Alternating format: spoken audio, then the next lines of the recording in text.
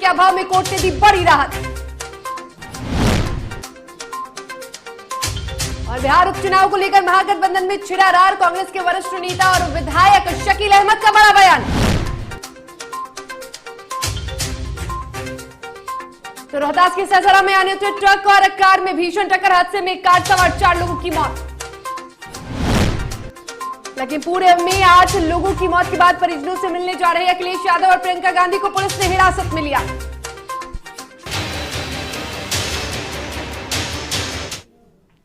नमस्कार, आप देख रहे हैं DTV भारत और आपके साथ मैं हूं शर्मिला चौहान। और इस वक्त की बड़ी खबर यह है कि जाप सुप्रीमो पप्पू यादव को कोर्ट ने राहत दे दी है। जी हां, कोर्ट ने बड़ी राहत दी है जाप सुप्रीमो पप्पू यादव को। 32 साल पुराने मामले में कोर्ट ने बरी कर दिया है। साक्ष्य के अभाव में पुलिस ने माफ कीजिएगा, कोर्ट ने बरी किया है। और आपको बता दें कि 32 साल पुराने मामले को लेकर पप्पू यादव मधेपुरा जेल में बंद थे, लेकिन तबियत खराब होने की वजह से उन्हें DMCH में भर्ती कराया गया था। तो वो DMCH में भर्ती थे। 32 साल पुराने मामले को लेकर अब कोर्ट ने उन्हें बरी कर दिया है। तो ये राहत की खबर है जाप सुप्रीमो पप्पू यादव के लिए। और पप्पू यादव की तस्वीरें हम आपको दिखा रहे हैं DTV भारत पर। पप्पू यादव देख सकते हैं किस तरह से बाहर निकलने के बाद पप्पू यादव ने मीडिया से बातचीत भी की है और सरकार को घेरा भी है।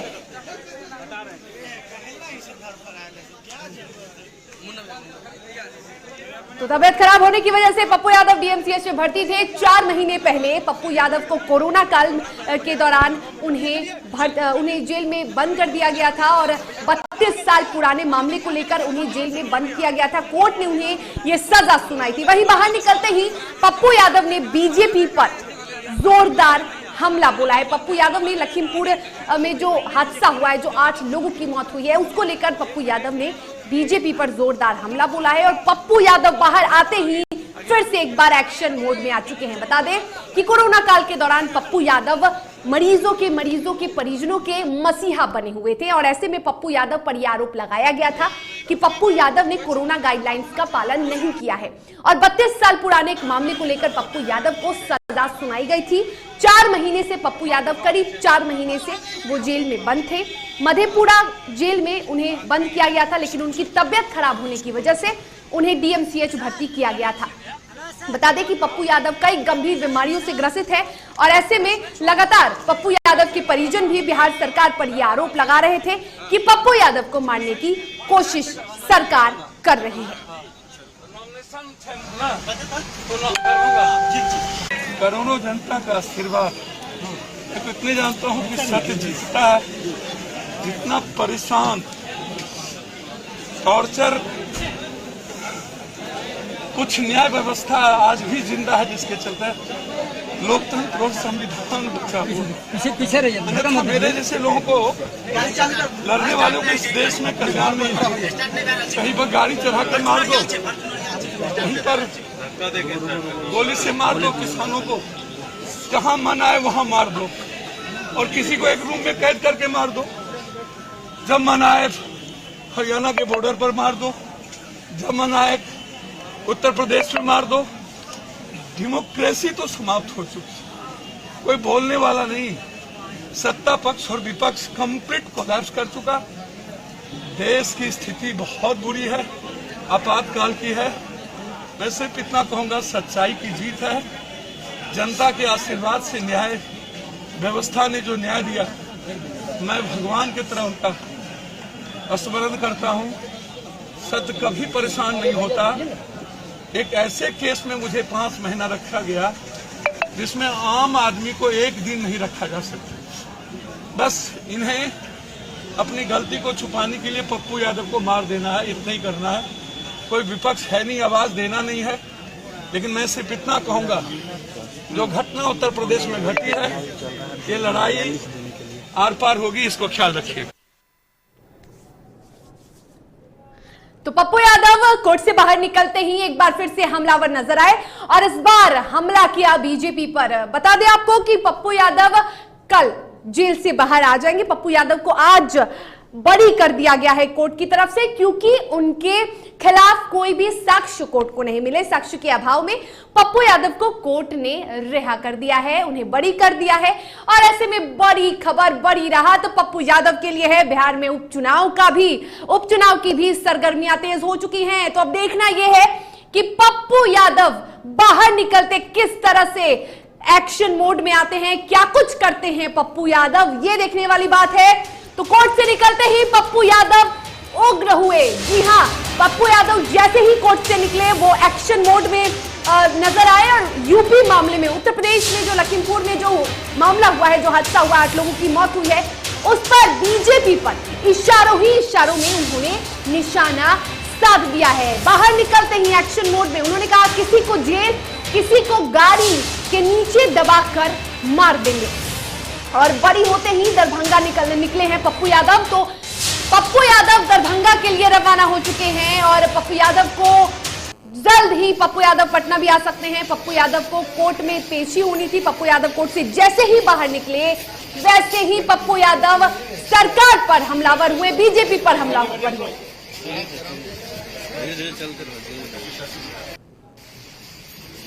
तो पप्पू यादव की कोर्ट में पेशी हुई। कोर्ट से निकलते ही पप्पू यादव एक बार फिर से एक्शन मोड में। पप्पू यादव करीब 4 महीने से जेल में बंद थे और ऐसे में जब भी कोई बड़ा मुद्दा होता था बिहार की राजनीतिक गलियारे में, जब भी कोई बड़ा मुद्दा होता था या हलचल होती थी, तो लगातार पप्पू यादव ट्वीट के जरिए वो अपनी मौजूदगी दिखाते थे। और पप्पू यादव लगातार सक्रिय भी रहे हैं सोशल मीडिया के जरिए। और ऐसे में पप्पू यादव अब आखिरकार बाहर निकले हैं 4 महीने के बाद। करीब 4 महीने हुए पप्पू यादव जेल में बंद थे, कोर्ट ने उन्हें सजा सुनाई थी। और जैसे ही पप्पू यादव बाहर निकलते हैं, पप्पू यादव एक बार फिर से उसी रूप में पप्पू यादव एक्शन मोड में नजर आते हैं और सबसे पहले बीजेपी पर हमला बोला।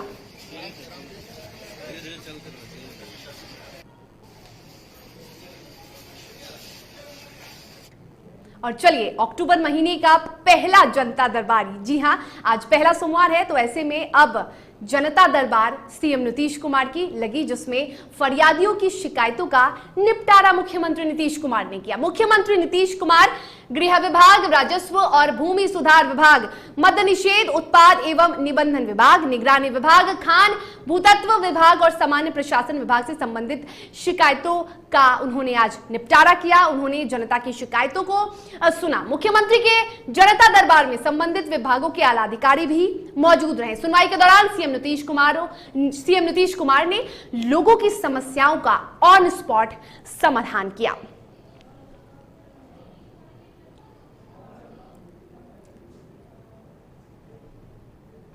और आरजेडी के प्रखंड अध्यक्षों के 2 दिवसीय प्रशिक्षण शिविर का दूसरा चरण द्वीप प्रज्वलित कर किया गया। 2 दिवसीय शिविर का आयोजन किया गया और आयोजन नेता प्रतिपक्ष तेजस्वी यादव के सरकारी आवास 1 पोलो रोड में हो रहा है। उक्त जानकारी पार्टी के प्रदेश प्रवक्ता चितरंजन गगन ने दी। बताया जा रहा है कि प्रशिक्षण शिविर के दूसरे चरण में लगभग 400 प्रतिभागी हिस्सा लेंगे और इस चरण में उत्तर बिहार के सभी प्रखंड अध्यक्ष, नगर परिषद अध्यक्ष के साथ ही उत्तर बिहार के सभी जिलाध्यक्ष और जिले के प्रधान महासचिव हिस्सा लेने वाले हैं। 21 और 22 सितंबर को हुए प्रथम चरण के प्रशिक्षण शिविर में दक्षिण बिहार के प्रखंड अध्यक्ष हिस्सा ले चुके हैं। वहीं तेजस्वी यादव खुद भी नेताओं को प्रशिक्षित करने वाले हैं। पिछली बार भी उन्होंने प्रशिक्षित किया था। उत्तर बिहार के जिलाध्यक्ष और प्रधान महासचिव भी इसमें हिस्सा लेने वाले हैं। तो ये तस्वीरें हैं पटना की, जहां एक बार फिर से राजद के प्रशिक्षण कार्यक्रम का आयोजन किया गया। ये 2 दिवसीय प्रशिक्षण कार्यक्रम, जिसमें 400 जिलाध्यक्ष जो दक्षिण बिहार से आने वाले हैं, उत्तर बिहार से माफ करिएगा, जो जिलाध्यक्ष और प्रधान महासचिव हैं, वो इसमें हिस्सा लेने वाले हैं। और ऐसे में तमाम जिलाध्यक्षों को, तमाम नेताओं को प्रशिक्षित करेंगे नेता प्रतिपक्ष तेजस्वी यादव। चलिए, इस पर अधिक जानकारी के लिए हमारे सहयोगी उत्कर्ष फोन लाइन पे जुड़े हुए हैं। उत्कर्ष, एक बार फिर से आरजेडी का प्रशिक्षण कार्यक्रम शुरू किया गया है, 2 दिवसीय प्रशिक्षण कार्यक्रम है, क्या खास है इस कार्यक्रम में? जी बिल्कुल, जिसके आज 2 दिवसीय प्रशिक्षण शिविर का आयोजन किया गया है राजद के द्वारा। आपको बता दें कि उससे पहले भी किया गया था और इस बार भी किया गया है।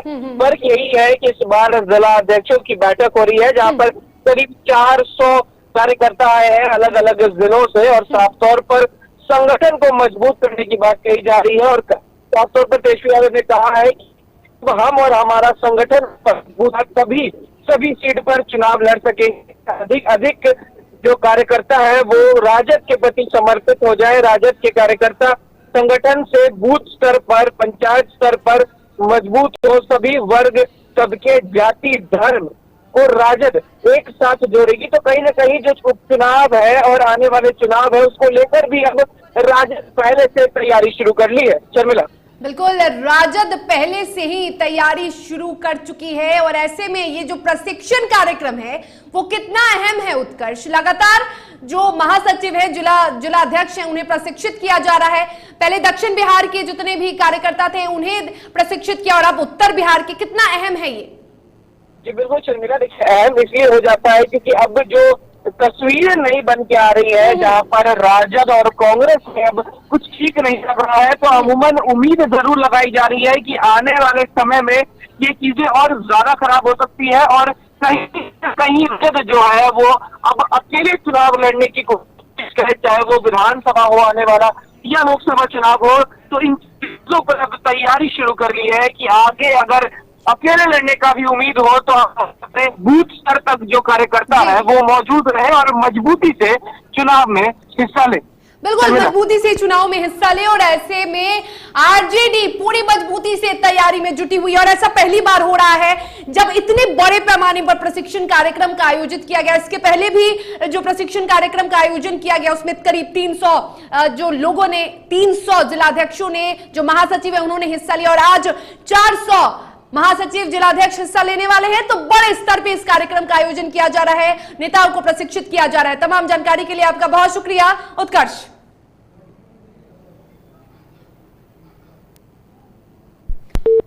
तो राजधानी पटना में एक बार फिर से आरजेडी की 2 दिवसीय प्रशिक्षण कार्यक्रम की शुरुआत हुई है और ऐसे में नेता प्रतिपक्ष तेजस्वी यादव अपने आवास यानी पोलो रोड स्थित अपने आवास पर इस कार्यक्रम का उन्होंने आयोजन किया है। 2 दिवसीय इस कार्यक्रम में जितने भी जिलाध्यक्ष हैं, महासचिव हैं उत्तर बिहार के, करीब 400 जिलाध्यक्ष, महासचिव, उन्हें प्रशिक्षित किया जाएगा। चलिए, खबरों के सफर में वक्त हो चला है एक छोटे से ब्रेक का। ब्रेक के बाद खबरों के साथ जल्द लौटेंगे।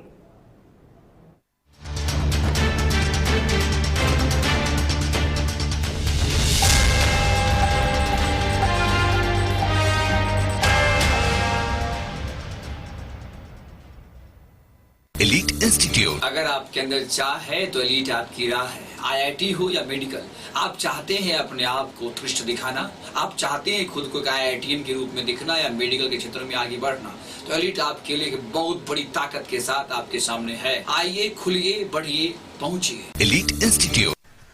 दादी, इतने सारे पापड़ बन गए, क्या करे? कच्चा पापड़, पक्का पापड़, एक्स्ट्रा पापड़, इंस्टा पापड़, कक्कड़ दादी के छत का पापड़ विद ऑनलाइन प्रेजेंस बन गया धाकड़। फोन पे करके ऑर्डर ही ऑर्डर, सब वाह हो गए इसको खाकर। कच्चा पापड़, पक्का पापड़, चंडीगढ़ टू चेन्नई बढ़िया सापड़। कच्चा पापड़, पक्का पापड़, एक्स्ट्रा पापड़, इंस्टा पापड़। बिजनेस बढ़ाओ इंडिया के फास्टेस्ट 4G के साथ। स्पीड से बढ़ो विद वी गिगानेट।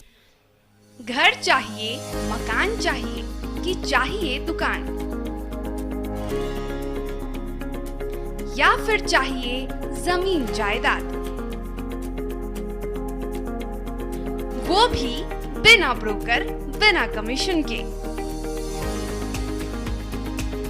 100% लीगल। अधिक जानकारी के लिए देखिए हमारा खास कार्यक्रम बिल्डिंग बाजार।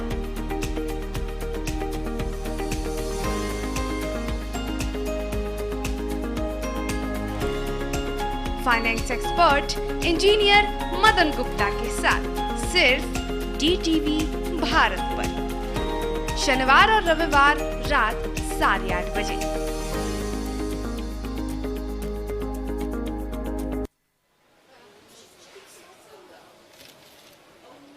और ये रहा आपका बर्थडे गिफ्ट। पापा, बेटा ये कैसा है?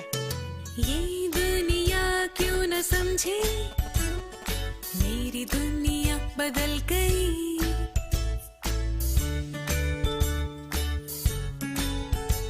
और ये देखो पीहू,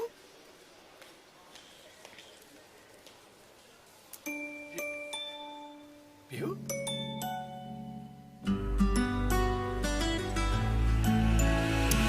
गुड़ियों से खेलने वाली तेरी गुड़िया बड़ी हुई। बच्चे कब बड़े हो जाते हैं पता ही नहीं चलता।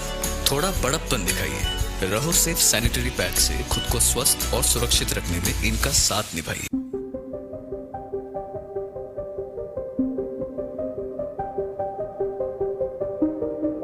DTV भारत, देश के नाम।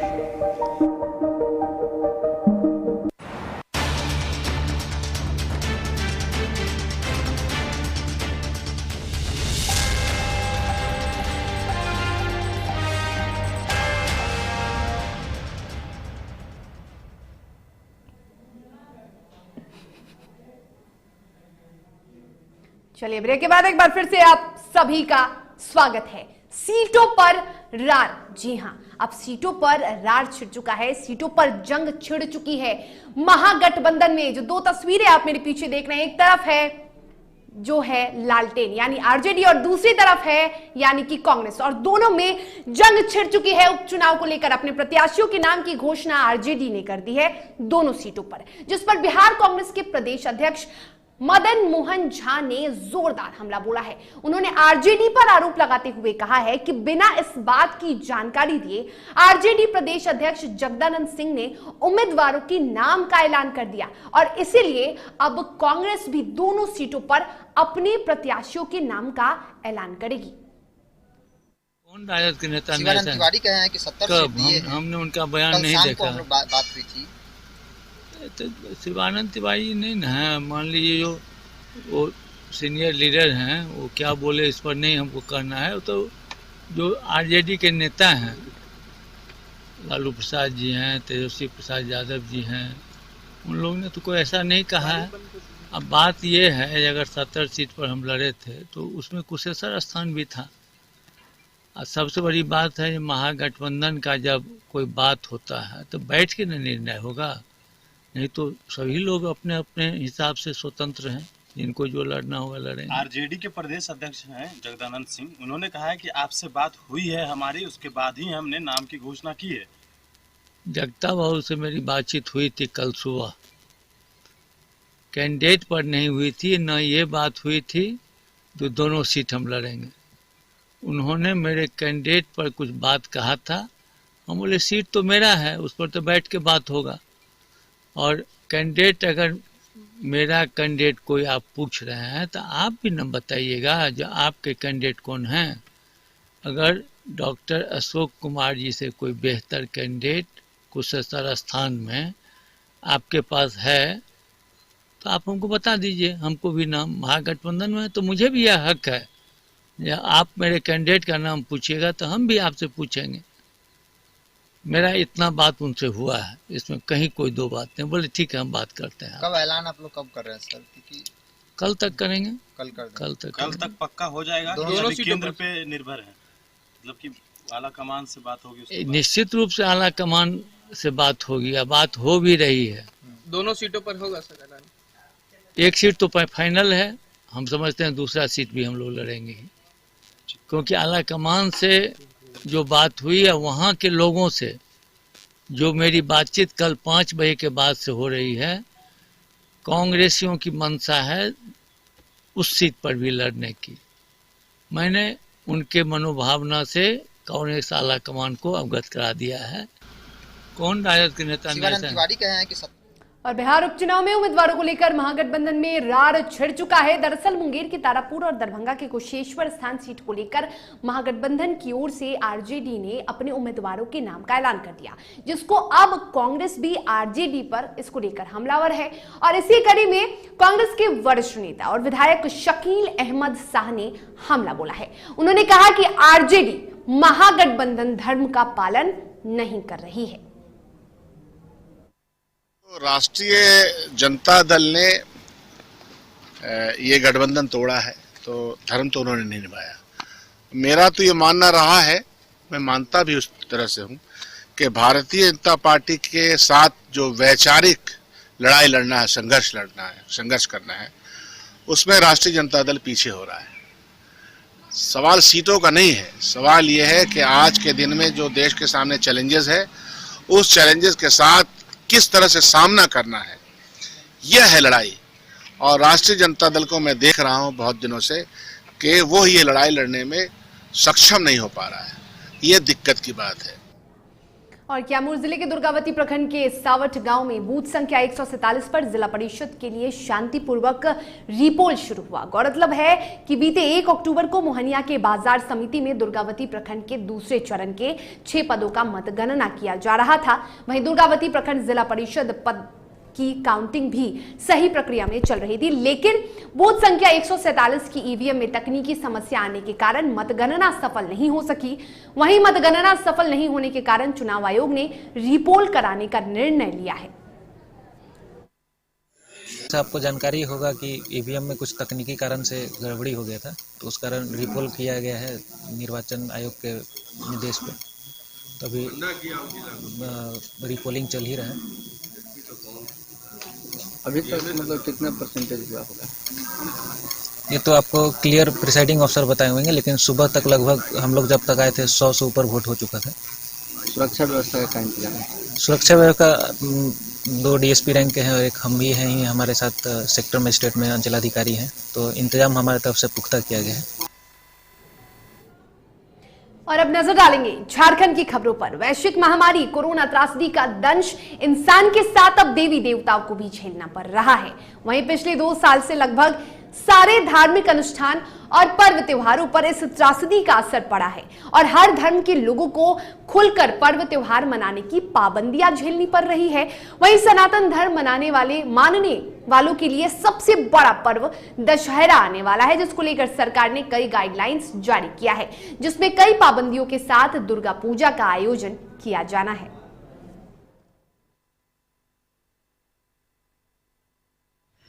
ये जो मूर्ति बनाई गई है, ये इसके बारे में हम लोग कोई भी आइडिया नहीं था, कोई भी जानकारी नहीं था, और अभी तक हम लोग को इसके बारे में कोई भी जो हमारे संस्थापक हैं उनके द्वारा कोई भी ना मीटिंग किया गया है कमेटी के थ्रू, और न ही कुछ भी बताया गया है कि किस तरह से पूजा किया जाएगा, किस तरह से विसर्जन होगा या किस तरह से होगा।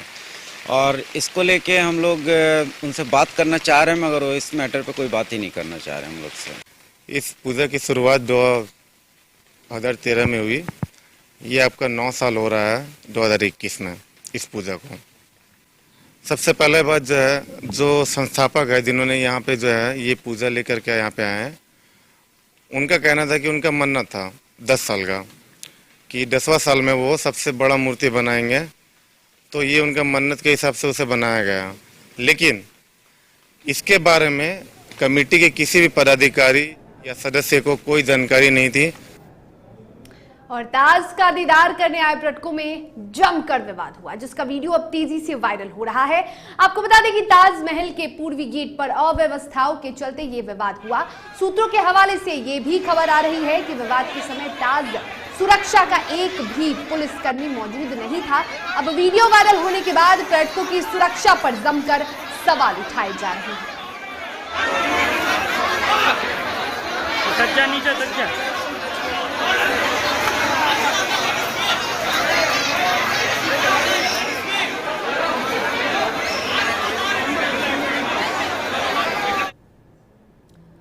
और आगरा के फिरोज खान में बीजेपी के पूर्व जिला महामंत्री प्रेमचंद कुशवाहा की गाड़ी में आग लगाई गई, जिससे कार बुरी तरह से जलकर राख हो गया। बताया जा रहा है कि कार में किसी असामाजिक तत्व ने आग लगाया और फिर फरार हो गए। फिलहाल पुलिस को इसकी जानकारी दे दी गई है, जहां पुलिस मामले की जांच में जुटी है। और लखीमपुर में किसानों की मौत के बाद उत्तर प्रदेश में लोगों के साथ राजनेता भी सरकार के खिलाफ आक्रोश जता रहे हैं। किसानों की मौत के मामले में पुलिस ने परिजनों की तहरीर के आधार पर केंद्रीय गृह राज्य मंत्री अजय मिश्रा टेनी और उनके बेटे आशीष मिश्रा के खिलाफ एफआईआर दर्ज कराया है। पुलिस ने प्रियंका गांधी और समाजवादी पार्टी के नेता अखिलेश यादव के बाद अब शिवपाल यादव को भी हिरासत में ले लिया है। सबसे पहले आपको बता दें कि इससे पहले अखिलेश को लखीमपुर खीरी जाने से रोकने के लिए उनके घर के बाहर 16 पहिए वाला ट्रक खड़ा किया गया था। अखिलेश यादव के घर के बाहर जीप भी फूकी गई और इसी बीच जो भारतीय किसान यूनियन के नेता राकेश टिकैत लखीमपुर खीरी पहुंचे, वहीं प्रशासन ने कांग्रेस नेता प्रियंका गांधी, भीम आर्मी के चीफ चंद्रशेखर, बसपा के सतीश मिश्रा और लखीमपुर खीरी पहुंचने से पहले ही उन सभी को हिरासत में ले लिया है। प्रियंका गांधी को हिरासत में लेने पहुंचे पुलिस कर्मियों से प्रियंका गांधी की जमकर बहस भी हुई। क्या है ये? क्या कर रहे हैं आप? क्या है ये? आप सबका वीडियो बन रहा है, सुप्रीम कोर्ट ले जाएंगे आप सबको, आप सबको एक एक करके सुप्रीम कोर्ट ले जाएंगे आप सबको हाथ उठा रहे हैं, हाथ उठा रहे हैं।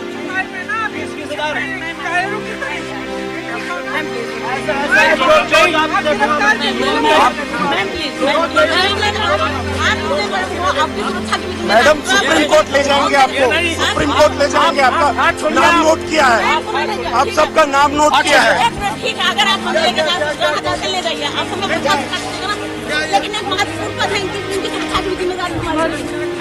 हमारे क्षेत्र में आइए, कल की हमारी जिम्मेदारी है। या तो आप एक अरेस्ट का वारंट निकालिए, हथकड़ी लगा, चलो, मैं मुझे बिल्कुल मंजूर है, लेकिन बगैर किसी वारंट पे, बगैर किसी ऑर्डर के, यहाँ पे भीड़ नहीं है, 144 है, 4 लोग, हम 2 लोग हैं। बताओ किस आधार पर मुझे रोक रहे हैं? अंग्रेजों से भी ज्यादा जुल्म हुआ है किसानों पर। इतना अन्याय, इतना जुल्म अंग्रेजों ने भी नहीं किया जितना किसानों के ऊपर ये भारतीय जनता पार्टी की सरकार कर रही है। और किसी की, ये केवल समाजवादी पार्टी नहीं, न जाने कितने लोग कह चुके हैं कि किसी की भी जान ले सकती है सरकार। और ये पूरी तरीके से भारतीय जनता पार्टी की सरकार असफल हुई है। सबसे पहले गृह राज्य मंत्री को इस्तीफा देना चाहिए। गृह राज्य मंत्री के साथ साथ जो मुख्यमंत्री उप थे, उनका कार्यक्रम था, जिनकी जिम्मेदारी थी कि कानून व्यवस्था बिगड़े नहीं, जब पूरी जानकारी थी तो आखिरकार वो जिम्मेदारी से कैसे हट सकते हैं, उनको भी इस्तीफा देना चाहिए। और जो किसानों की जान गई है, उनको 2 करोड़ रुपए की मदद हो, परिवार की सरकारी नौकरी हो, उनके खिलाफ जिन्होंने गाड़ी चलाई है उनको तत्काल 302 में जेल भेजना चाहिए। और इसी के साथ खबरों के सफर में फिलहाल इतना ही। मुझे दीजिए इजाजत, आप स्वस्थ रहिए, सुरक्षित रहिए और देखते रहिए DTV भारत। नमस्कार।